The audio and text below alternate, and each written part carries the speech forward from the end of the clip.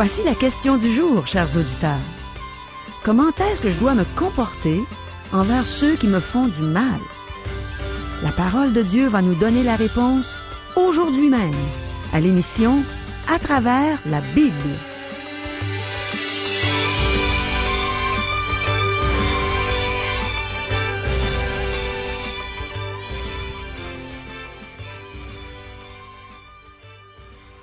Bonjour, ici Caro. Est-ce que vous croyez que la vengeance est douce? Qu'elle peut nous soulager quand quelqu'un nous fait du mal? Voici quelques questions intéressantes à ce sujet. Est-ce que je devrais me mettre en colère envers les gens qui commettent des injustices à mon égard? Est-ce que je devrais me venger? Est-ce que je devrais voir la main de Dieu dans ma vie, même à travers le mal que les gens peuvent me faire? Est-ce que Dieu planifie tous les événements de ma vie? Est-ce que je peux m'attendre à ce que Dieu me bénisse suite au mal qu'une personne peut me faire? Est-ce que Dieu irait même jusqu'à se servir de moi pour faire du bien à cette personne? Le pasteur Régent Joly a des réponses toutes prêtes pour nous. Il les a trouvées dans la Bible. Demandons à Dieu qu'il nous aide à comprendre tout ce bon enseignement. Prions.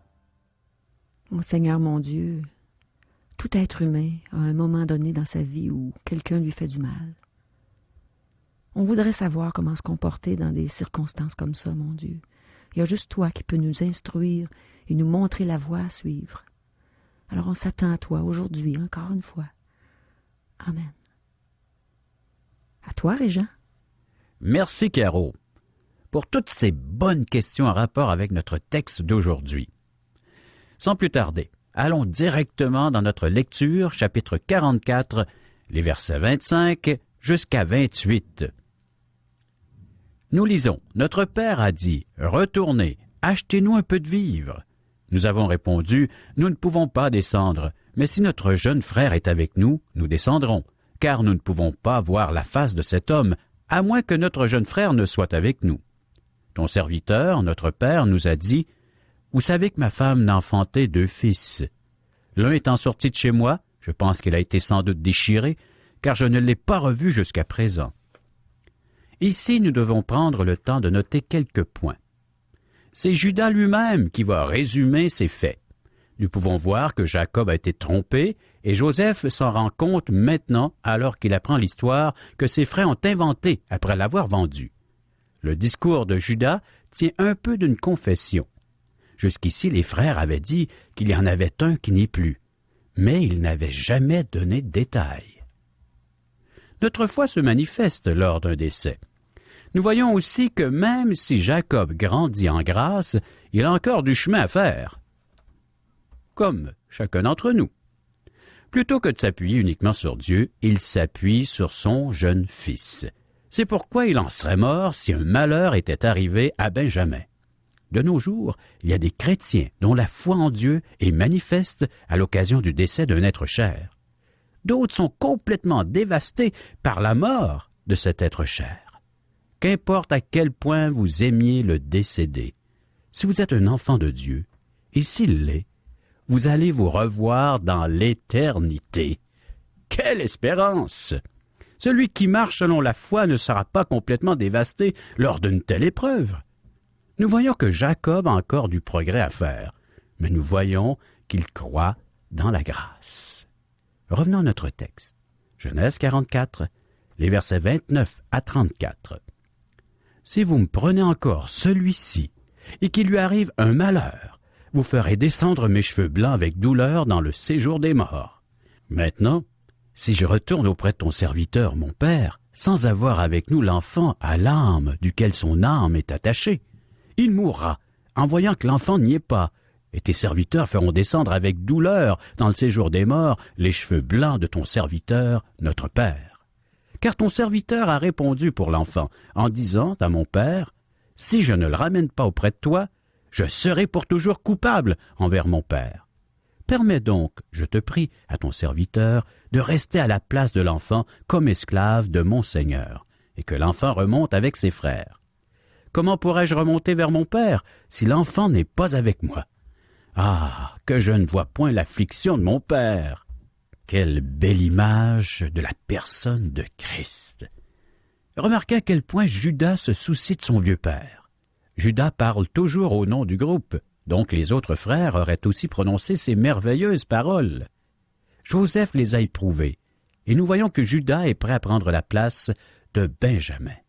Mes amis, plus tard, quelqu'un est venu de la lignée de Judas, un descendant de Judas. Il a payé pour nos péchés. Il a donné sa vie pour des coupables. C'est ce que nous lisons dans le Nouveau Testament, l'Épître de Paul aux Romains, chapitre 5, verset 8.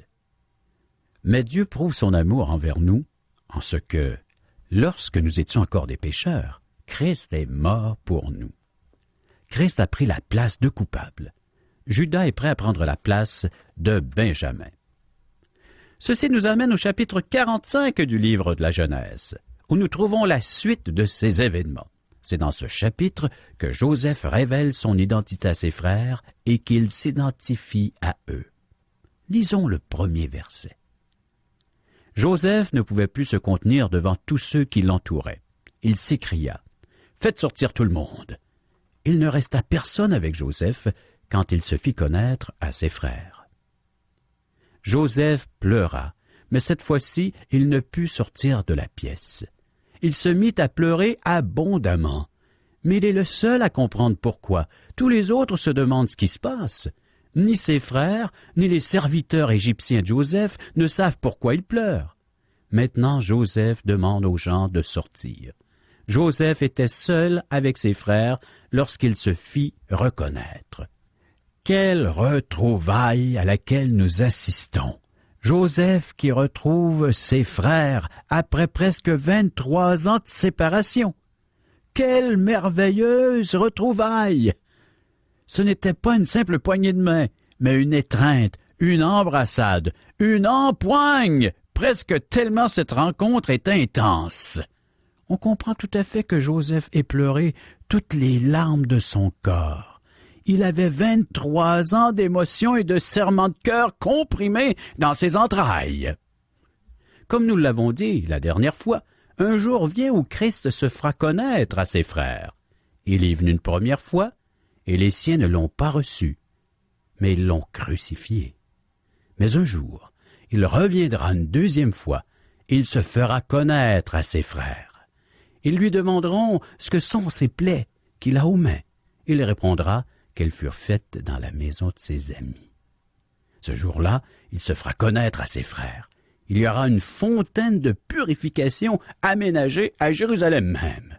C'est une affaire de famille. Et c'est à ce moment-là qu'il se fera connaître à eux, le Seigneur Jésus. Quelle belle scène que ce sera! Maintenant, après que tous furent sortis, le pauvre Joseph est très ému. Je suis certain que vous pouvez vous imaginer la forte émotion qu'il a contenue jusqu'ici. Le verset 2 de Genèse 45. Il éleva la voix en pleurant. Les Égyptiens l'entendirent, et la maison de Pharaon l'entendit. Les Égyptiens ne pouvaient pas comprendre ce qui se passait dans la maison de Joseph. Ils ne pouvaient plus retenir ses émotions. Maintenant, prêtez attention à la réaction de ses frères. Verset 3. Joseph dit à ses frères, « Je suis Joseph. Mon père vit-il encore? » Mais ses frères ne purent lui répondre, car ils étaient troublés en sa présence. Le mot « troublé » n'a pas toute la force du mot original. En fait, les frères étaient terrifiés en sa présence. Je vous le dis, s'ils avaient peur avant, ils sont terrifiés maintenant. La dernière fois qu'ils l'avaient vu, il y a 23 ans, ils l'ont vendu aux Ismaélites. Maintenant, ils pensent que Joseph peut vouloir se venger. Ils ont peur, mais ils n'ont pas raison d'avoir peur. Écoutez ce qui suit. Verset 4. Joseph dit à ses frères, « Approchez-vous de moi. » Et ils s'approchèrent. Il leur dit, « Je suis Joseph, votre frère, que vous avez vendu pour être mené en Égypte. Je suis votre frère. » Ceci est le point culminant de tout cet incident. Imaginez comment ils peuvent se sentir. Notez l'attitude de Joseph. Il n'est pas en colère. Il ne désire pas se venger. Pourquoi une si belle attitude? La vengeance n'est-elle pas la réaction humaine habituelle? Maintenant, je vais vous rendre la monnaie de votre pièce. N'est-ce pas ce que nous entendons dans notre quotidien? Lisons les versets 5 et 6. Maintenant, ne vous affligez pas et ne soyez pas fâchés de m'avoir vendu pour être conduit ici, car c'est pour vous sauver la vie que Dieu m'a envoyé devant vous. Voilà 2 ans que la famine est dans le pays, et pendant 5 années encore, il n'y aura ni labour ni moisson. Nous éprouverions moins de colère si nous voyions la main de Dieu dans notre vie. Maintenant, Joseph pouvait voir que Dieu avait permis ces années de souffrance pour un but bien précis, et que Dieu avait la main sur sa vie. Si vous et moi pouvions voir la main de Dieu dans notre vie, est-ce que nous éprouverions de la colère et chercherions-nous à nous venger? Je ne pense pas. Remarquez l'explication de Joseph. Comme toujours, il donne la gloire à Dieu. Il dit « Dieu m'a envoyé devant vous ». Revenons à notre texte. Lisons les versets 7 et 8. « Dieu m'a envoyé devant vous pour vous faire subsister dans le pays et pour vous faire vivre par une grande délivrance. Ce n'est donc pas vous qui m'avez envoyé ici, mais c'est Dieu. Il m'a établi père de Pharaon, maître de toute sa maison et gouverneur de tout le pays d'Égypte. » Oui, chers amis, Dieu dirigeait la vie de Joseph, et nous voyons que la famine est loin d'être terminée. C'est ce que nous lirons au verset 11. Je cite, « Là je te nourrirai, car il y aura encore 5 années de famine, et ainsi tu ne périras point, toi, ta maison, et tout ce qui est à toi. » En fait, il n'y a que 2 ans de famine d'écoulés. Joseph reconnaît la main de Dieu. Il dit, « Ce n'est donc pas vous qui m'avez envoyé ici, mais c'est Dieu. » Dieu avait planifié tous ces événements dans la vie de Joseph. Maintenant le verset 9. « Hâtez-vous de remonter auprès de mon père, et vous lui direz, « Ainsi a parlé ton fils Joseph. Dieu m'a établi seigneur de toute l'Égypte. Descends vers moi, ne tarde pas. » Donc il envoie à son père une invitation afin qu'il le rejoigne en Égypte. Versets 10 et 11. « Tu habiteras dans le pays de Goshen, et tu seras près de moi, toi, tes fils, et les fils de tes fils, tes brebis, tes bœufs, et tout ce qui est à toi. » Autrement dit, Jacob et sa maison n'auraient pu survivre s'ils étaient demeurés dans le pays de Canaan pendant le temps de la famine. En fait, ils auraient péri. Donc, Joseph veut qu'ils viennent en Égypte et qu'ils s'établissent dans le pays de Goshen, les meilleures terres de l'Égypte. C'est dans ce pays que Dieu en ferait une nation, à l'abri de l'influence du monde hors du pays de Canaan. C'est l'endroit tout désigné, et le style de vie de la famille démontrait la nécessité de s'y établir, loin de Canaan. Maintenant, lisons le verset 12. « Vous voyez de vos yeux, et mon frère Benjamin voit de ses yeux, que c'est moi-même qui vous parle. » Je pense qu'il se tenait devant Joseph entièrement stupéfié. Il se prosternait et se relevait, et il n'avait absolument rien à dire. Écoutez Joseph prononcer des paroles qui leur semblaient incroyables. Ils ne les auraient pas crues si elles n'avaient pas été dites en leur présence. Versets 13 et 14. « Racontez à mon père toute ma gloire en Égypte, et tout ce que vous avez vu, et vous ferez descendre ici mon père au plus tôt. » Il se jeta au cou de Benjamin son frère, et pleura. Et Benjamin pleura sur son cou. Voilà une scène très touchante entre 2 frères, 2 hommes merveilleux, Joseph et Benjamin. Verset 15. Il embrassa aussi tous ses frères en pleurant, après quoi ses frères s'entretinrent avec lui. Les frères étaient étonnés, stupéfiés, ils ne savaient pas quoi dire. Maintenant ils se ressaisissent et commencent à parler avec Joseph. La nouvelle se répand partout. Nous lisons, verset 16, « Le bruit se répandit dans la maison de Pharaon que les frères de Joseph étaient arrivés, ce qui fut agréable à Pharaon et à ses serviteurs. Tout le bruit et le tumulte dans la maison de Joseph ont attiré les serviteurs qui voulaient savoir ce qui se passait. Pharaon a questionné un des serviteurs de Joseph qui passait et lui a demandé ce qui se passait chez Joseph. Le serviteur répondit, « Vous savez, ces 11 hommes de Canaan en visite chez Joseph sont ses frères. » Cette nouvelle rendit Pharaon heureux. Pourquoi? Pharaon était de la dynastie Hyksos. Sa race et celle de la famille de Joseph étaient reliées. la dynastie Hyksos, venait de la région désertique. Il ne devait pas faire très confiance aux Égyptiens. Pharaon était heureux de voir des gens en qui il pourrait avoir confiance. Maintenant, ils seront plus nombreux. Donc, poursuivons notre lecture et lisons les versets 17 à 19. Pharaon dit à Joseph, « Dis à tes frères, faites ceci. Chargez vos bêtes et partez pour le pays de Canaan. Prenez votre père et vos familles et venez auprès de moi. Je vous donnerai ce qu'il y a de meilleur au pays d'Égypte, et vous mangerez la graisse du pays. Tu as ordre de leur dire, faites ceci. Prenez dans le pays d'Égypte des chars pour vos enfants et pour vos femmes, amenez votre père et venez. » La mention des chars est intéressante. Vous savez que la roue fut toute une invention.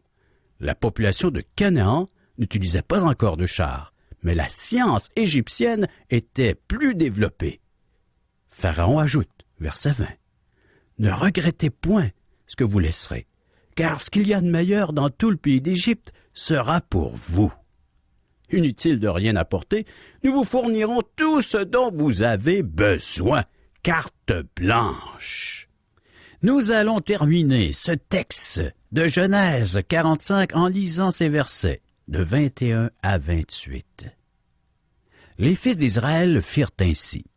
Joseph leur donna des chars selon l'ordre de Pharaon. Il leur donna aussi des provisions pour la route. Il leur donna à tous des vêtements de rechange. Il donna à Benjamin 300 cycles d'argent et 5 vêtements de rechange.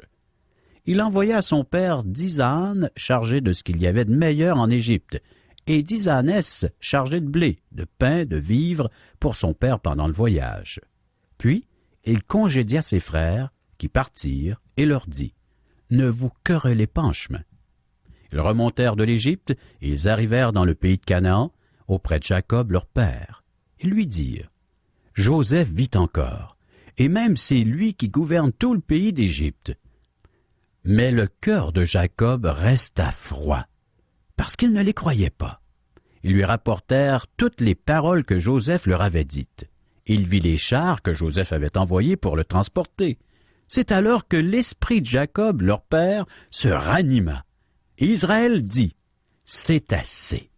Joseph, mon fils, vit encore. J'irai et je le verrai avant que je meure. » La pensée de revoir Joseph a sûrement aidé Jacob à décider de se rendre en Égypte. Pensez-vous qu'il désirait demeurer en Égypte? J'en doute. Il désirait probablement visiter son fils et revenir à la maison sitôt la famine terminée. Cependant, il n'est jamais retourné, sauf pour se faire enterrer, car il est mort en Égypte. Cette histoire est touchante, et nous allons poursuivre son étude. La main de Dieu est très visible dans la vie de Joseph. Et c'est ce qui devrait caractériser la nôtre. Voir la main toute puissante de Dieu agissante dans notre vie. Oh, que nous puissions réaliser davantage cette présence de Dieu dans notre quotidien. La présence de cette main qui nous garantit un soutien jour après jour. Une délivrance, un soutien, pour alléger notre fardeau. La Bible est remplie de ces invitations venant de Jésus lui-même, en rapport avec le fardeau que l'homme porte dans son quotidien. Entre autres, Matthieu chapitre 11, les versets 28 et 29. Voici cette invitation, que nous puissions avoir foi, confiance en ces paroles. Je cite, « Venez à moi, vous tous qui êtes fatigués et chargés, et je vous donnerai du repos. Prenez mon joug sur vous, recevez mes instructions, car je suis doux et humble de cœur, et vous trouverez le repos pour vos âmes. Car mon joug est doux et mon fardeau est léger. » Un maître doux et humble de cœur.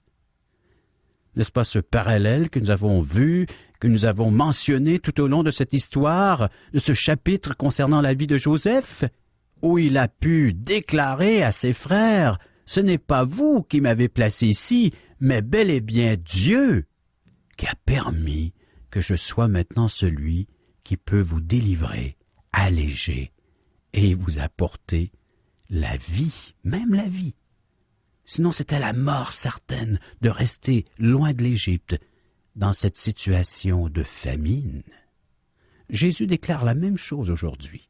Il déclare que c'est Dieu le Père qui l'a placé là, aujourd'hui, dans notre quotidien, en tant que sauveur, libérateur, et que si nous restons éloignés de lui, c'est la mort certaine pour chacun d'entre nous. Mais si nous nous approchons, et si comme les frères de Joseph, nous reconnaissons qui est cet homme, nous allons bénéficier de son œuvre. Jésus a dit, et je cite dans Marc, chapitre 10, verset 45, « Je ne suis pas venu pour être servi, mais pour servir et donner ma vie en rançon pour plusieurs. » Pour plusieurs, c'est pour tous ceux et celles qui reconnaissent qui est Jésus, la main toute-puissante de Dieu, la main agissante qui vient pour sauver et secourir le pécheur, pour le ramener et de pouvoir bénéficier de la présence de Dieu dans sa vie, d'être assis à sa table, d'être un de ses invités et de pouvoir être nourri de ses mets succulents, spirituels et éternels, cette nourriture qui prend soin et qui donne la santé à l'âme. Donc, approchons-nous, selon la foi qui nous est accordée, selon notre foi, afin de pouvoir être secourus à tout instant, de pouvoir demander l'aide nécessaire dans la reconnaissance de la personne de Jésus, celui qui est venu, non pour être servi, mais pour servir et donner sa vie en rançon. Quel parallèle entre ce Joseph et ce Jésus du Nouveau Testament qui nous est révélé dans les évangiles ainsi que dans les épîtres. Joseph a été placé là parce que Dieu l'a voulu. Jésus est placé là encore aujourd'hui parce que Dieu le veut. Un texte biblique qui le précise, dans l'Évangile selon Jean chapitre 17, alors que Jésus parle à son Père, et je cite, « Après avoir ainsi parlé, Jésus leva les yeux vers le ciel et dit, « Père, l'heure est venue, glorifie ton Fils, afin que ton Fils te glorifie, selon que tu lui as donné pouvoir sur toute chair, afin qu'il accorde la vie éternelle à tous ceux que tu lui as donnés. » Or, la vie éternelle, c'est qu'ils te connaissent, toi, le seul vrai Dieu, et celui que tu as envoyé, Jésus-Christ. Jésus-Christ est venu accomplir parfaitement le plan divin. Les projets, les desseins de Dieu s'accomplissent dans la personne de Jésus-Christ. Joignons-nous à lui, en plaçant notre confiance en Jésus seul. Comme Jésus-Christ, Dieu a utilisé Joseph pour accomplir son plan parfait, celui de délivrer ceux qui lui appartiennent. Rappelons-nous que Joseph est resté fidèle à Dieu, il lui a donné gloire en toutes choses dans cette histoire, malgré le fait qu'il a dû souffrir pour les autres. Alors, chers amis, préparons-nous pour la prochaine émission en lisant Genèse chapitre 46. Merci, Régent. Je me fatigue pas d'entendre tout ce beau récit de la vie de Joseph. C'est tellement merveilleux de voir qu'il savait que la main de Dieu était avec lui. Il a pardonné à ses frères tout le mal qu'il lui avait fait. Puis il savait que Dieu avait permis tout ça pour faire du bien à sa famille, pendant la famine surtout. Et je pense à Paul qui nous donne un bon enseignement à ce sujet. Dans Romains 12, au verset 17, 19 et 21, il dit « Ne rendez à personne le mal pour le mal. Ne vous vengez point vous-même, bien-aimés. Ne te laisse pas vaincre par le mal, mais surmonte le mal par le bien. » Et si quelqu'un a agi comme ça, c'est bien le Seigneur Jésus. Sur la croix, il a dit « Père, pardonne-leur, car ils ne savent ce qu'ils font. » Puis à un autre moment dans sa vie, le Seigneur Jésus a dit quelque chose de bien aussi. Si on va voir dans Matthieu 5, au verset 38 à 40, il dit « Vous avez appris qu'il a été dit « œil pour œil et dent pour dent ». Mais moi, je vous dis de ne pas résister aux méchants. Si quelqu'un te frappe sur la joue droite, présente-lui aussi l'autre. Si quelqu'un veut plaider contre toi et prendre ta tunique, laisse-lui encore ton manteau. Quel bel exemple! Alors on voit que vraiment, Dieu ne veut jamais qu'on se venge de nos ennemis. Il veut qu'on aime nos ennemis, qu'on prie pour ceux qui nous persécutent. Il veut qu'on aime tout le monde, que tout le monde est notre prochain, alors on doit aimer notre prochain. Aussi, on sait que Dieu aime nous bénir. Alors s'il permet qu'on nous fasse du mal, il va transformer le mal en bien, tôt ou tard. On peut être convaincu de ça. Le Seigneur, il n'est pas menteur, il l'a dit dans sa parole. Et c'est merveilleux de voir tout le bien qu'il fait à travers le mal. Le peuple de Dieu dans l'Ancien Testament, ils péchaient, puis Dieu leur pardonnait, puis les relevait, puis transformait toutes ces choses en bien. Puis aujourd'hui, il fait la même chose dans nos vies. Des fois, on pêche, et puis dès qu'on se repent, il permet qu'il y ait quelque chose d'extraordinaire qui arrive autour de ça. Il nous bénit, il remplit nos cœurs de joie, il nous fait du bien. Le Seigneur veut toujours nous faire du bien. À nous d'être attentifs à ce qu'il veut nous donner comme bénédiction. À nous de pardonner et de le voir agir. Quand on pardonne, c'est sûr qu'on va le voir agir. Je me souviens d'une personne qui... Ça peut arriver à tout le monde, là, je me pense pas plus persécutée qu'une autre, mais il y a une personne qui m'aimait pas. Puis elle m'avait dit un jour, toi, là, je t'aime pas. Et puis Dieu avait mis dans mon cœur de lui pardonner, puis de lui faire du bien. Puis à chaque fois que je voyais cette personne-là, je lui disais ses qualités. Puis un jour, cette personne-là a été convaincue par Dieu qu'elle me faisait du mal. Puis elle est venue me voir, me demander pardon. Et après ça, j'étais pas capable de l'arrêter. Elle cherchait toujours à me faire du bien. Elle était toujours là pour m'aider, pour me rendre des services. Et j'aurais voulu l'arrêter même, puis elle était pas capable. Elle voulait faire toutes sortes de belles choses pour moi, puis elle cherchait à connaître mes besoins pour pouvoir m'aider, soit par un service, soit par un petit plat, de la nourriture, des cadeaux. En tout cas, ça n'arrêtait pas. Alors je voyais toute la bénédiction qui suivait le pardon. Et puis, quelle bénédiction a suivi le pardon que le Seigneur nous a donné? Lorsqu'il est mort sur la croix pour nous, il a transformé tout le mal qu'on a fait en bien. Il nous a donné la vie éternelle, ce lieu où il va nous faire du bien, jour après jour, où on va être dans la lumière, où on va savoir que il n'y a plus de peine, il va essuyer toute larme de nos yeux. On va être dans la joie. Imaginez une joie parfaite pour l'éternité.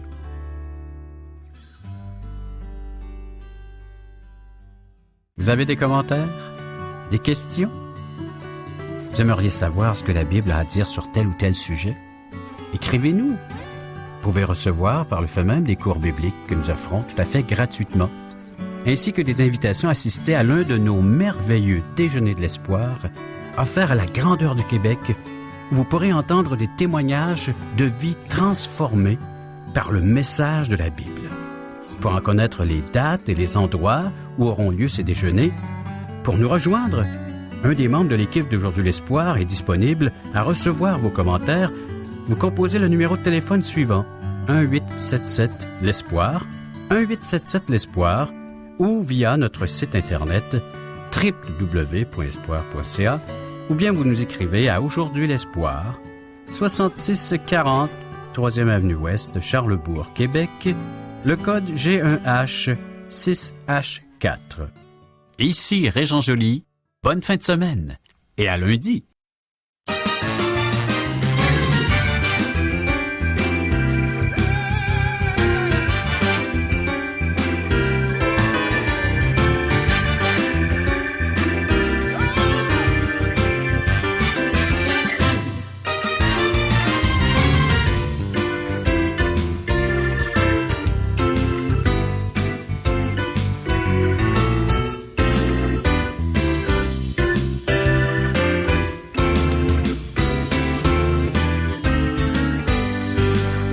Cette émission vous a été présentée par Radio Espoir.